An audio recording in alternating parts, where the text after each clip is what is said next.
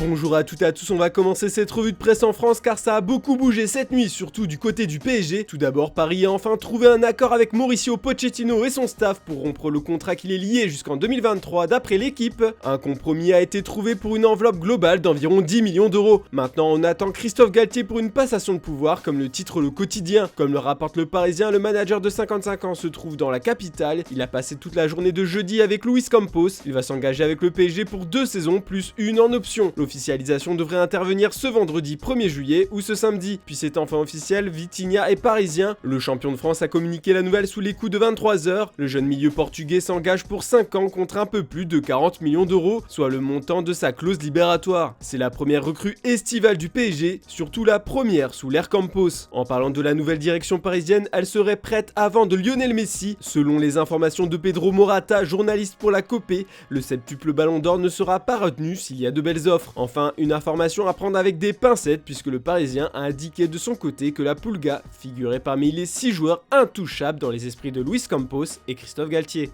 En Ligue 1, après avoir signé le retour d'Alexandre Lacazette, l'Olympique lyonnais rapatrie Corentin Tolisso. En fin de contrat avec le Bayern Munich, le Français a été séduit par le projet à long terme que lui a proposé son club formateur d'après le Progrès. Il sait que sous les commandes de Peter Bosz, il sera titulaire et que donc il pourra postuler pour une place en bleu pour la Coupe du Monde. Le club a officialisé la nouvelle ce matin, il a signé un contrat de 5 ans. Cette nuit, l'Olympique de Marseille a frappé fort sur le mercato en recrutant un colosse comme l'écrit la Provence. Après Samuel Gigot, le club phocéen a annoncé la venue du très prometteur Isaac Touré, défenseur central lui aussi. Il a signé un contrat jusqu'en 2027 avec l'OM. Pour ce transfert de l'international français U19, l'état-major olympien a déboursé 5,5 millions d'euros, plus 2 millions selon les bonus atteints. On file en Angleterre maintenant, Richarlison fait les gros titres dans les pages sport des tabloïds. Indirectement, le buteur brésilien a sauvé Everton cette nuit, comme le rapporte le Daily Mirror. Les Toffees étaient menacés par les règlements de la Première Ligue à cause de leur irrégularité financière. Il fallait rapidement trouver près de 60 millions d'euros pour éviter des sanctions. Et donc, à la dernière minute, le club de Lampard a vendu Richarlison à Tottenham à prix d'or 70 millions d'euros. Le média insiste aussi sur le fait que Tottenham est au top sur ce mercato. Les Spurs ont déjà engagé Yves Bissouma, Ivan Perisic, Fraser Forster et ils sont surtout tout proches de convaincre Clément Langlais et Jess Spence de les rejoindre. De plus, Son et Kane devraient rester au club. En Espagne ce matin, Eden Hazard fait la une de As. Le Real Madrid compte sur lui la saison prochaine. Surtout, la Casablanca a un plan pour définitivement le relancer. C'est terminé pour Hazard l'ailier. L'encadrement madrilène prévoit d'essayer le Belge en tant que faux neuf. Selon le quotidien, le staff d'Ancelotti veut profiter des compétences de Hazard et le voit comme un joueur capable de donner un peu d'air à Karim dans la saison. Surtout, les Madrilènes estiment qu'il ne peut plus prendre la place de Vinicius à gauche et celle de Rodrigo à droite. S'adapter à ce nouveau placement est donc le seul moyen d'avoir du temps de jeu et il en a besoin pour se préparer dans de bonnes conditions à la Coupe du Monde. Du côté du FC Barcelone, ça y est, on a enfin les finances tant espérées. Le dernier levier est activé comme on peut le lire dans Sport. Le club a annoncé la cession de 10% de ses droits TV relatifs au championnat espagnol pour les 25 prochaines années au fonds américain Sixth Street,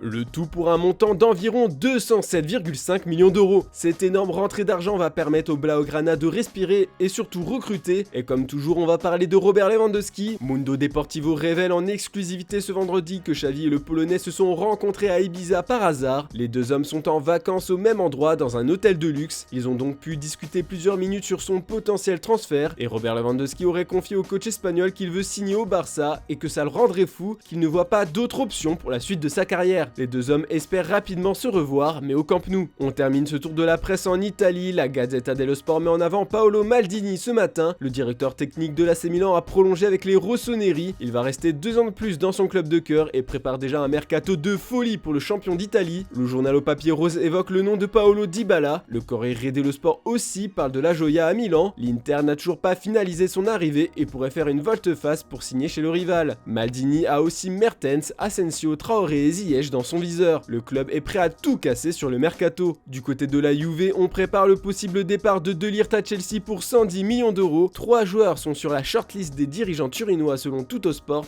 Bremer, Koulibaly et surtout Kimpembe. De toute manière, même si le néerlandais reste, il faut recruter en défense avec le départ de Chiellini. Voilà, c'est tout pour ce vendredi. Comme d'habitude, on se retrouve demain matin pour une nouvelle revue de presse. Et n'oubliez pas, en fin d'après-midi, le JT Foot Mercato. Bonne journée à toutes et à tous.